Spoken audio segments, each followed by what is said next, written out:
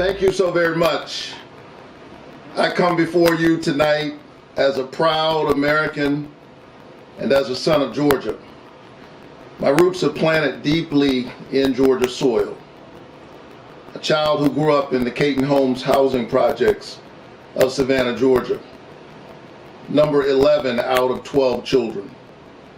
A proud graduate of Morehouse College and the pastor of Ebenezer Baptist Church, the spiritual home of Martin Luther King Jr. and Congressman John Lewis. A son of my late father, who was a pastor, a veteran, and a small businessman. And my mother, who as a teenager growing up in Waycross, Georgia, used to pick somebody else's cotton. But the other day, because this is America, the 82-year-old hands that used to pick somebody else's cotton went to the polls and picked her youngest son to be a United States Senator. So I come before you tonight as a man who knows that the improbable journey that led me to this place in this historic moment in America could only happen here. We were told that we couldn't win this election. But tonight, we prove that with hope, hard work, and the people by our side, anything is possible. May my story be an inspiration to some young person who is trying to grasp and grab hold of the American dream. And so, Georgia, I am honored by the faith that you have shown in me. And I promise you this tonight. I am going to the Senate to work for all of Georgia. No matter who you cast your vote for in this election, in this moment in American history, Washington has a choice to make. In fact, all of us have a choice to make.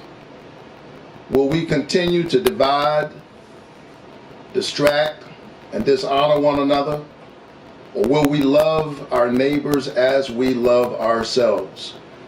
Will we play political games while real people suffer?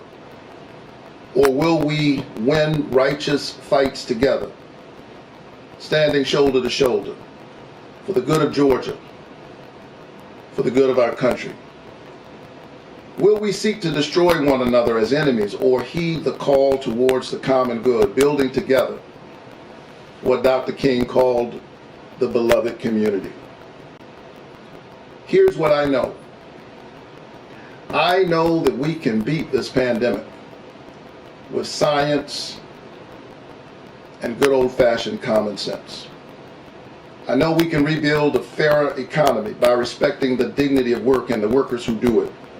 An economy that honors those whom we now call essential workers by paying them an essential wage and providing for them essential benefits. And so to everyone out there struggling today, whether you voted for me or not, know this: I hear you, I see you, and every day I'm in the United States Senate, I will fight for you. I will fight for your family. To our supporters, our incredible campaign team, and to my family, thank you from the bottom of my heart. And to every Georgian who marched with us, organized with us, prayed for us, fought for us, believed in us, or shared their story and their pain with us. Thank you for all of your love and support. In the words of Dr. King, who grew up just a few blocks from where I'm sitting right now, we are tied in a single garment of destiny. We are caught up in an inescapable network of mutuality. Whatever affects one directly affects all indirectly. I remember my dad in this moment. He used to wake me up every morning at dawn. It was morning, but it was still dark. It's dark right now, but morning comes. And Scripture tells us that weeping may endure for the night, but joy comes in the morning. Let us rise up, greet the morning, and meet the challenges of this moment. Together we can do the necessary work and win the future for all of our children. Thank you.